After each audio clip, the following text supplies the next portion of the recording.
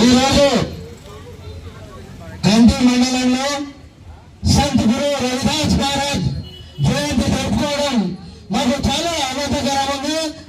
ఈ కార్యక్రమం మొట్టమొదటిసారి తెలంగాణలో అది కంది మండల్ భీమాలి తరఫున జరుపుకున్నందుకు మీకందరికీ ధన్యవాదాలు తెలియజేస్తున్నాను.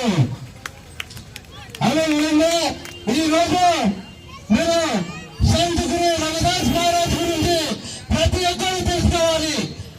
ఎందుకంటే 355 గత సంవత్సరాల కింద మన భారతదేశంలో విలక్ష చాలా ఉండే ఎన్నో రకాల అవమానాలకు గురి చేస్తూ ఆధిపత్య బ్రహ్మాండాలు సరిగా భక్తిని కొలిచాడు ఆయన సంత్ రవి గురుదాస్ మహారాజు.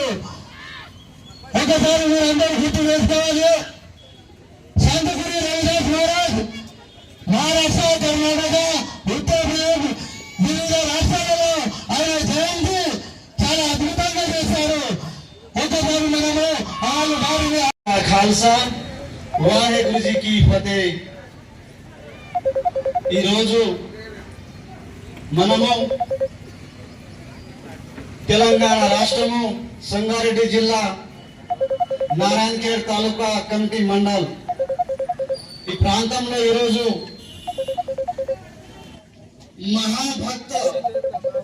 భక్తులు చాలా మంది ఉన్నారు. ఆ భక్తులలో ఘనుడు, త్యాగం, మహిమ, కఠోరమైనటువంటి దీక్ష, అలాంటి మహా గొప్ప సంత రవిదాస్ మహారాజ్. ఈ భారతదేశంలో చాలా మంది భక్తులు ఉన్నారు. సంతు వేరు, భక్తులు వేరు, కవులు వేరు, మరి గురువు కూడా వేరు.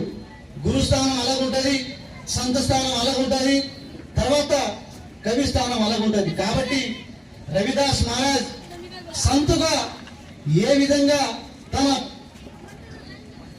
బాల్యాన్ని ముందుకు సాగించిండు అంటే ఉత్తరప్రదేశ్ 1777 సంవత్సరంలో ఫిబ్రవరి 2 గోవర్ధన్పూర్ లో జన్మించడం జరిగింది. యూపీ ఎక్కడ, కంటి మండల్ ఎక్కడ, తన యొక్క భావాలు, తన యొక్క అడుగుజాడలు భారతదేశం మొత్తము వెళ్ళిపోయినాయి. కానీ ఒక దౌర్భాగ్యం ఏంటంటే స్వతంత్రం కోసం మనము చాలా పోరాటం చేశాము, ఎన్నో త్యాగాలు చేశాము, ఎన్నో మరణాలు, ఎన్నో దీక్షలు అన్ని చేసి మనము స్వాతంత్రం సంపాదించుకున్న తర్వాత మన గురువులందరూ కనుమరుగైపోయారు. వాళ్ళను గుర్తించుకోవడం తెలియదు, మొక్కడం కూడా తెలియదు, గురువు స్థానం ఎంతో తెలియదు, భక్తులు ఎవరో తెలియదు. అలా తికమకగా మారిపోయింది భారతదేశం. ఎప్పుడు స్వతంత్రం వచ్చిన తర్వాత. అందుకే సంత రవిదాస్ మహారాజ్ ఏమన్నారంటే, నేను కంటిలో కూడా నివసిస్తాను, ఈపీలో కూడా ఉంటాను, పంజాబ్ లో ఉంటాను, మహారాష్ట్రలో ఉంటాను, కర్ణాటకలో ఉంటాను, నన్ను ఎక్కడ తలుచుకుంటే అక్కడ వచ్చి నేను ప్రత్యక్షం అవుతాను అని ఆ రోజు తన గురువు గారికి ఒక లేఖ రాశాడు. తన గురువు ఎవరంటే గురు అర్జున్ దేవ్ మహారాజ్ నుంచి గురు గోవింద్ సింగ్ మహారాజ్ వరకు.